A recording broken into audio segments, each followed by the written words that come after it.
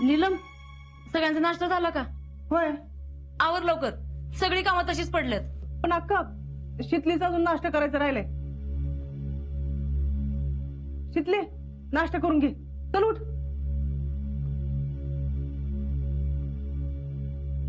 शितले,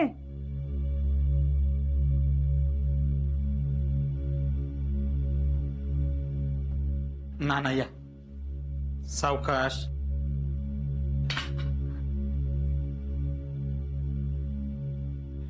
भैया, काय झालं?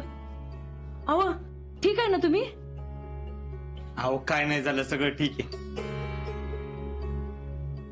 काय झालं, मी रस्त्यावरून निघालो होतो गाडीवरून, तेवढ्यात नाना येताना दिसले. म्हणले एकटेच चालले आहेत, विचारत आहेत. आता बाहेर ऊन बघितलं ना किती आहे. वय, हा, म्हणून म्हणलं मग सोडून यावं.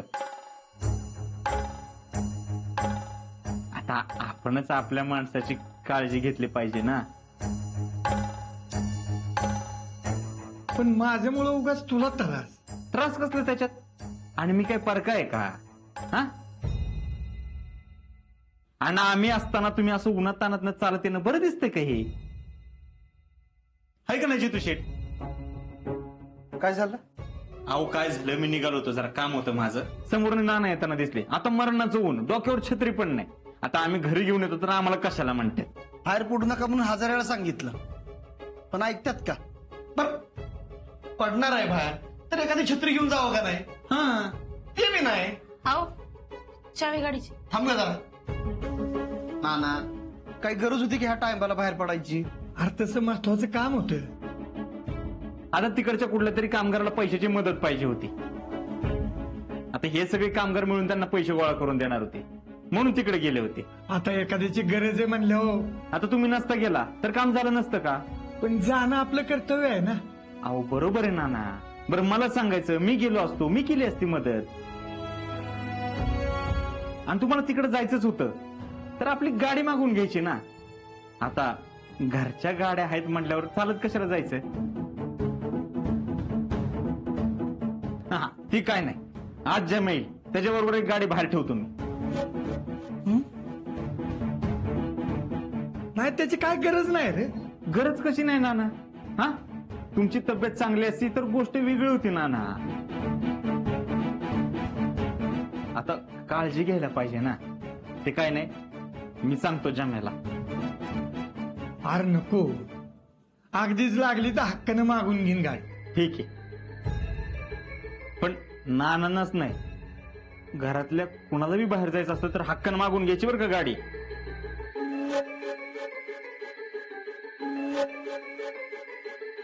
हो, सांगतो. बरं ठीक आहे, येतो मी. काळजी घ्या नाना. जितू शेठ. अहो भैया, अहो चहा तर घेऊन जावा की. अहो नाही घेतलं असतं, पण एक जरा महत्वाचं काम आहे. अरे भैया 2 घोट चहा घ्यायला असा कितीचा वेळ लागणार आहे? वय, मी आणते करून चहा. अहो तुम्ही कशाला उगाच त्रास करून घेताय? खरं तर मी नानांना बाहेर सोडून जायला पाहिजे होतं. आता हे असं बोलून तू आम्हाला परक करतोय जा. वय, अहो सॉरी, मला तसं खरंच काय म्हणायचं नव्हतं. बर बसा तुम्ही. अहो 2 मिनिटात होईल की चहा. होय, आप्पा कुठे दिसत नाहीत? आप्पा जरा बाहेर गेलाय. अच्छा, तू बस की, बस. काय जितू शेठ तुम्ही पण का नाही?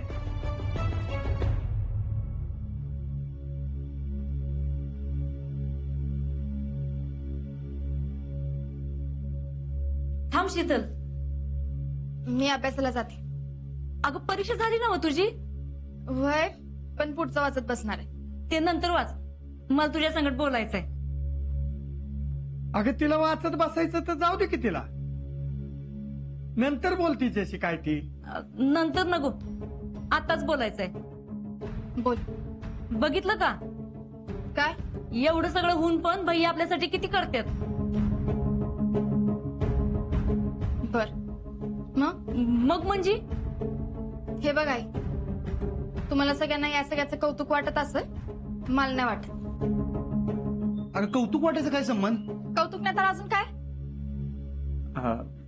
आई, जितू शेठ, शीतल म्हणतात ते बरोबर आहे. आम्ही खरंच काय नाही केलं एवढं. अहो भैया, एवढं सगळं होऊन पण तुम्ही आमच्यासाठी एवढं करताय, ही मोठी गोष्ट नाही का? अहो काय मोठी गोष्ट. नाही भैया, अरे असं झाल्यावर एक एक जण एकमेकांच्या तोंडाकडे पण बघत नाहीत.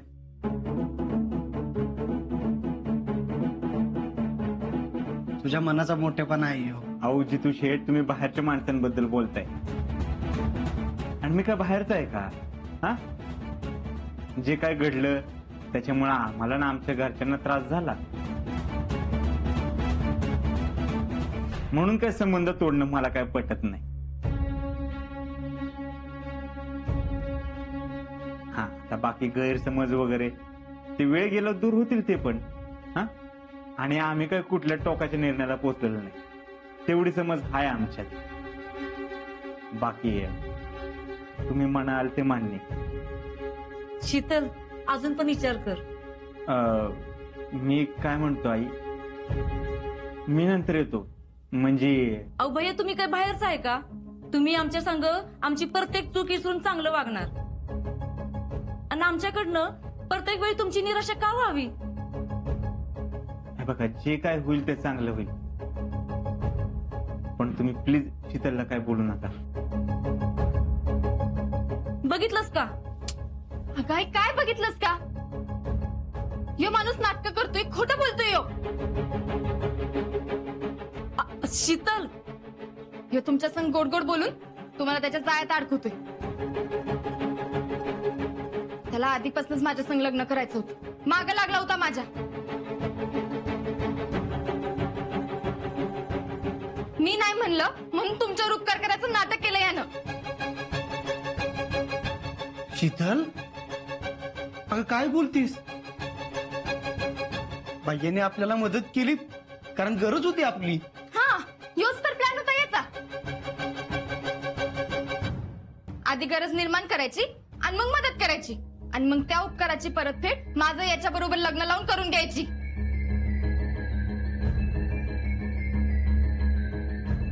शीतल, नाना, मी खरं सांगते, यो खरंच माझ्या मागे लागला होता. विचारा की याला.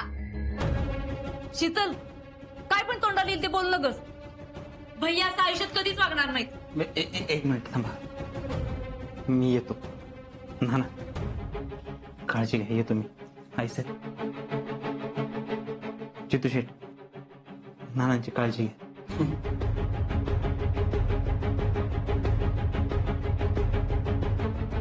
बघितलं का पोरगी कशी बोलली ते? स्वतःचं म्हणणं खरं ठरवण्यासाठी दुसऱ्याला खोटं पाडायला बघतेय. शिकले येडापाना करू नकोस, विचार कर. हे बघा, अजून येळ गेलेली नाही. मी काय विचार केलाय हे तुम्हाला चांगलंच माहिती. त्या आजाच्या नादात एवढ्या चांगल्या माणसाला धुडकावू नगस. मी माझा निर्णय आधीच सांगितलाय आणि आता जीव जरी गेला ना, बस, बंद करा हा विषय. उषा, तुला कळत नाही का भैयासमोर कशाला काढला हा विषय?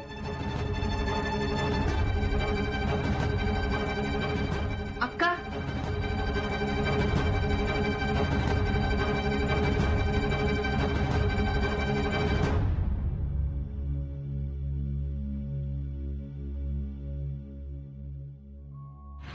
ओ भैया, अरे चांदवडीचा सलमान खान आला का परत?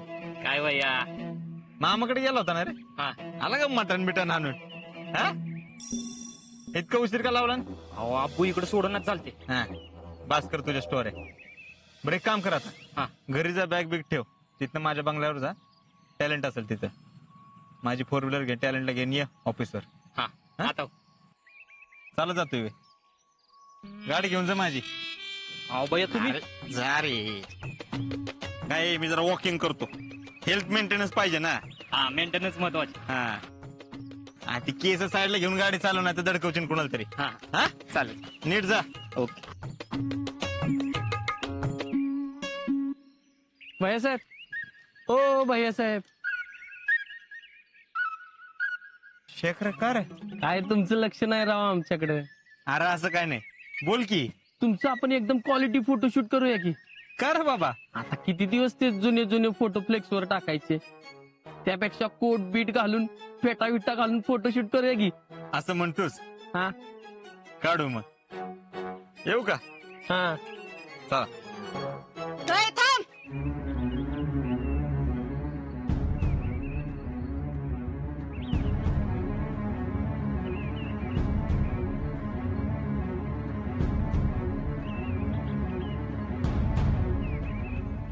शीतल, तुम्ही इथं? होय मीच. अहो इथं कशाला आला उन्हातानाचं? मला सांगितलं असतं मी आलो असतो. हे उगाच यो भोळेपणाचा आव्हान न कसा. अहो काय बोलतोय तुम्ही हे? तुला काय वाटलं तुझे नाटक मला कळणार नाही? तुला चांगलंच ओळखून आहे मी.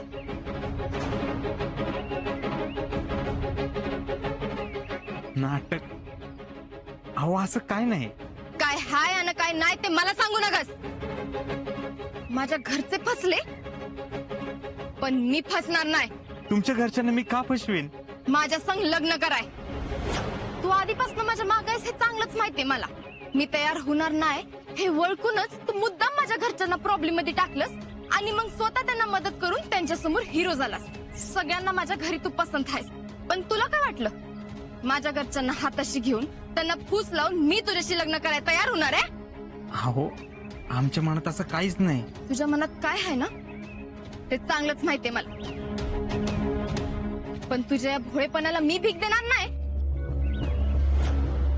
माझ्या घरातल्यांसमोर जो साधेपणाचा बुरखा घालून भोळेपणाचा आवडलायस ना ते बुरखा फाडल्याशिवाय राहणार नाही मी. शीतल, नाना स्वतःहून आमच्या घरी आले होते पत्रिका घेऊन लग्नाची बोलणी करायला. आपलं लग्न व्हावं असं कधीच वाटलं नाही तुला?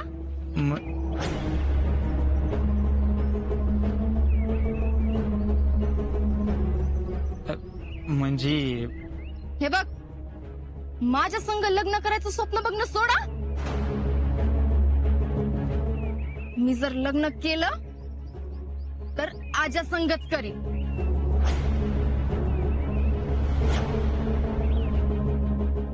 कारण माझ्या आजाची सर तुझ्यासारख्याला कधीच येणार नाही. अरे असं काय त्या आजाच्यात? आवाज खाली. शीतल, अहो तुम्ही चुकीचं पोरगा निवडता हो. आमचं खरं प्रेम आहे हो तुमच्यावर. आमच्याशी लग्न केलं तर आनंदात राहाल. स्वतःची गाडी असेल, बंगला असेल, मोबाईल असेल, पाहिजे एवढा पैसा असेल, शिवाय गावात मान मिळेल तो वेगळाच. पैसा म्हणजे सगळं नसतंय. अहो पैशाशिवाय जगता बी येत नाही. प्रॅक्टिकल व्हा जरा. पैसा असेल तर दुनिया सलाम ठोकती. तुझ्यासारख्या फालतू माणसाला ना पैसा असून बी कोणी सलाम ठोकणार नाही. सलाम ठोकत्याल तर माझ्या फौजीला.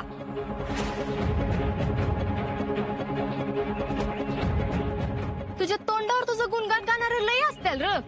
पण माग तुला शिव्याच खायला लागतील. माग बोलणारे काय लय असते तू, पण तोंडावर बोलायची हिंमत आहे का कुणाची? आमचं राहू दे. तुम्हाला जरी कोण काय बोललं ना जीव गेली काय कसा. ह्योच फरक आहे आजाच्यात आणि तुझ्यात. तू प्रेमासाठी जीव घ्यायला तयार आहेस आणि माझा आजा प्रेमासाठी जीव द्यायला तयार आहे. आणि काय बोललास र?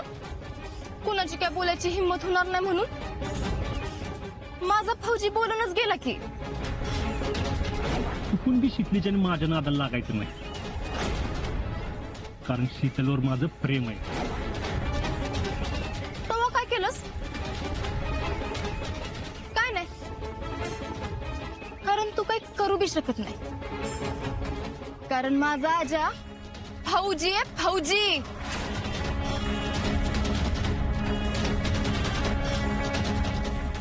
असं काय वाजत जे माझ्याकडे नाही? तो फौजी आहे हेच बस आहे. फौजी फौजी फौजी असं काय झेंडा लावतो तुमचा फौजी? कोण असतो, काय असतो फौजी? भारत मातेचं रक्षण करतो तो फौजी. देशासाठी आपल्या प्राणाची बाजी लावतो तो फौजी. दुसऱ्यासाठी जगायलाच नाही तर मराय बी तयार असतोय त्यो फौजी, ज्याला नुसतं बघूनच दुश्मनाला फेफर भरतात ना, तो फौजी. 4 जणांना एकटा लढतो ना, तो फौजी. फौजी हाय म्हणून आपण हाय. फौजी नसतील ना तर आपल्याला कळणार सुद्धा नाही आपली कधी राख होईल. आपल्या प्रत्येक श्वासावर फौजीचा हक्क असतोय.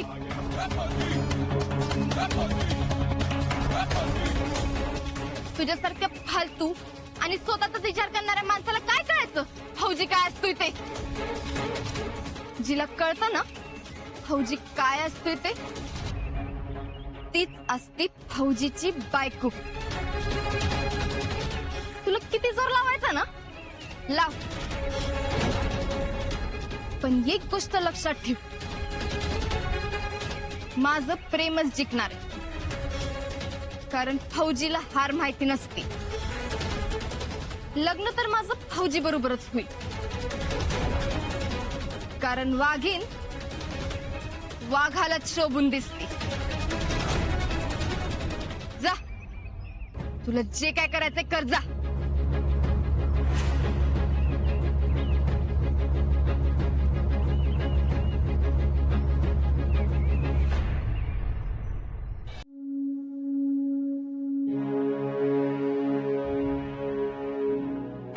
फील्ड पे युद्ध के दौरान या किसी भी मुठभेड़ में हमारे साथी को गोली लगती है या कोई भी कैजुअलिटी आती है तो उसे बेस तक पहुंचाने की जिम्मेदारी आपकी है, समझे?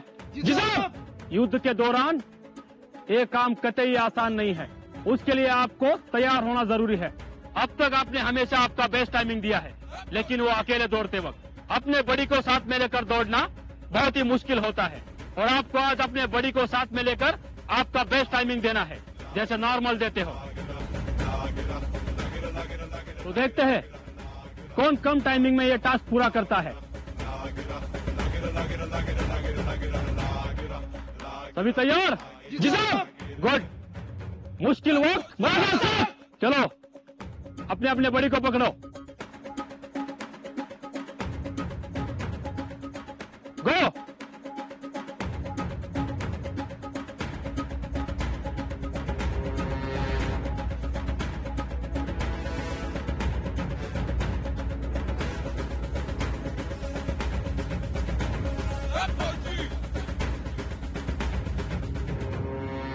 एक्सीलेंट अजिंक्य, तुमने आज तक का सबसे बेहतर टाइमिंग दिया है. तुम्हारा यही जुनून तुम्हारी पहचान बनेगा. भारतीय फौज को तुम्हारे जैसे फौजी की जरूरत है.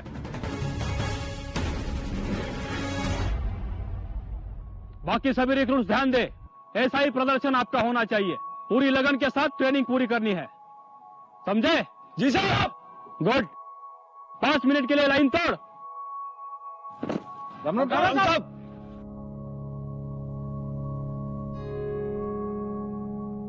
हे आजा, अरे काय झाले? कुठं काय झालं? हार तू कसला फास्ट पळायस माहितीये का? अरे आज पहिल्यांदा केलं म्हणून जरा कमीच झालं. प्रॅक्टिस ना अजून चांगलं होईल. अरे मी तुला तेच म्हणतोय, तुला नक्की काय झालंय तुला माहिती का? गेल्या 1 महिन्यात ना तू सगळ्या कॉम्पिटिशन मध्ये पहिला आलायस आणि ते बी रेकॉर्ड मोडत. इक्या हं, अरे येडेपण आहे प्रेमाचा. जर तुमचं प्रेम तुमची ताकद बनती ना, तेव्हा जगातली अशक्य गोष्ट बी शक्य होती. आणि माझं प्रेम माझी ताकद आहे. जवळ माझं प्रेम माझ्या बरोबर आहे ना, तेव्हा जगातलं कुठलं बी युद्ध जिंकू शकतो मी.